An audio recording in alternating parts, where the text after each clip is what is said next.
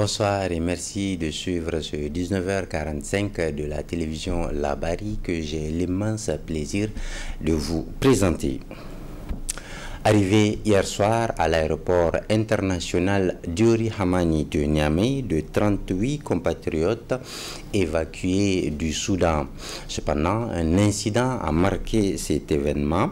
Les médias privés sur place se sont vus refuser l'accès au tarmac de l'aéroport pour les besoins de la couverture médiatique de cette arrivée des Nigériens rapatriés du Soudan.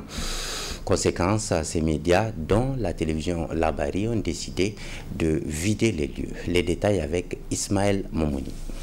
Manque de respect total vis-à-vis de la presse nigérienne en général et des médias privés en particulier.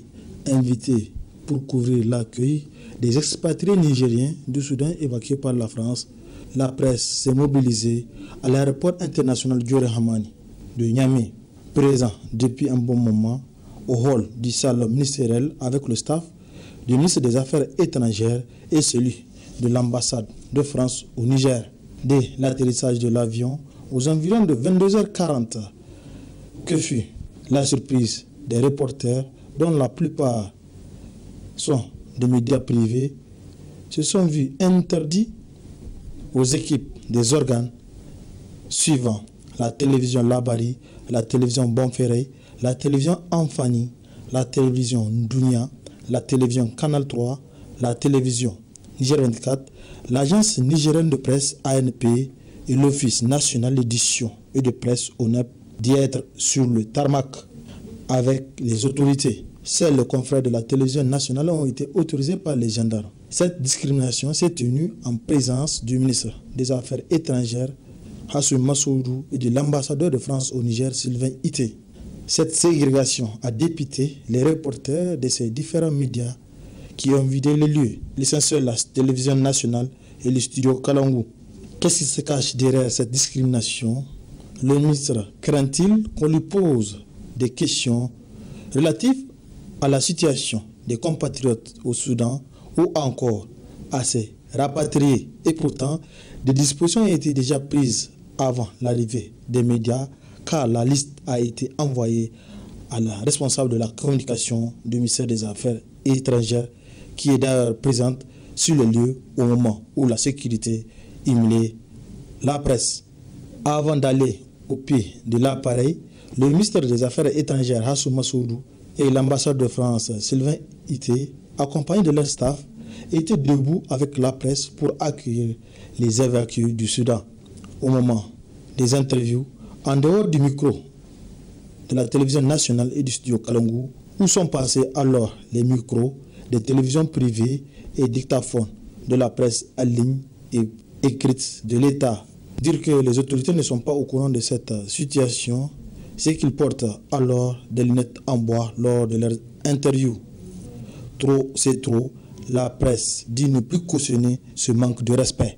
En tout cas, les reporters de la télévision Labari, Bonferré, Dunia, Canal 3, Amfani, Niger 24, ANP et l'UNEP viennent ainsi de le démontrer au ministre des Affaires étrangères et à l'ambassadeur de France au Niger.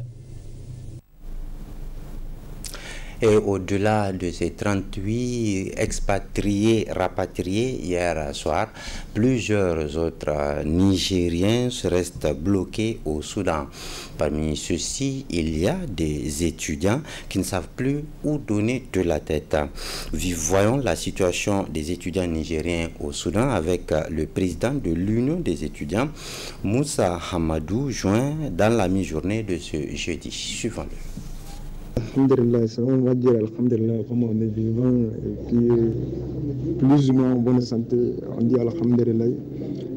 Oui, c'est toujours RAS. Parce qu'ils ont commencé un processus là vraiment qui ne nous arrange pas. Parce qu'ils nous ont fait passer par l'ambassade du Tchad. Et eux-mêmes, on a eu une rencontre avec l'ambassadeur du Tchad. C'est notre ambassade de l'Égypte qui est en train de nous coiffer. Elle m'a mis en relation avec l'ambassade de Tchad et j'ai eu une rencontre avec lui. Lorsque j'ai eu une rencontre avec lui, on m'avait demandé notre nombre. Je lui ai donné le nombre 44 étudiants. Et oui, Il m'avait dit donc de retourner. J'ai dit mais toujours il y a la demande, donc il y a des listes additives. Donc on avait fait part de notre situation. Il a dit donc ok, d'aller lui envoyer une liste définitive. J'ai fait cette liste-là, je l'ai envoyée. Et après avoir discuté, il me disait qu'il y a un problème de bus, un problème de carburant. Oui, c'est vrai, il y a cette demande-là. Et cette demande-là de bus, ça ne nous empêche pas, nous les étudiants nigériens, qu'on nous cherche un bus. On s'est même renseigné et il y a des bus disponibles.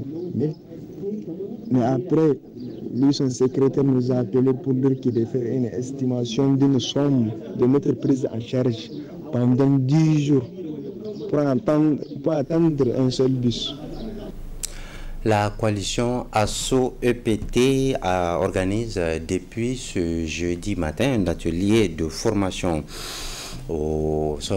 Cet atelier est destiné aux genres des personnes et aux personnes handicapées, membres des structures partenaires de l'ASSO-EPT. Les travaux se déroulent dans une des salles de réunion de l'INDRAP. Détail avec Boubacar Ibrahim et Abdel Nasser Seydou.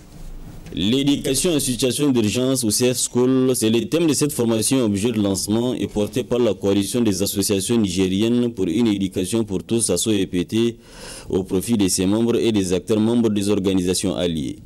Occasion pour le vice-président de la coalition dans son discours de commencer par retracer l'état actuel de l'éducation dans certaines parties du Niger. Le Niger, à l'instar de plusieurs pays voisins, est confronté depuis plusieurs années à une situation d'insécurité du fait de la présence de plusieurs groupes armés tout au long de nos frontières.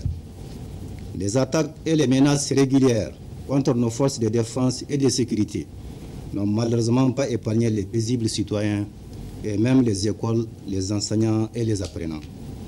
Cette situation a hélas provoqué la fermeture de plusieurs écoles dans les zones touchées par le conflit.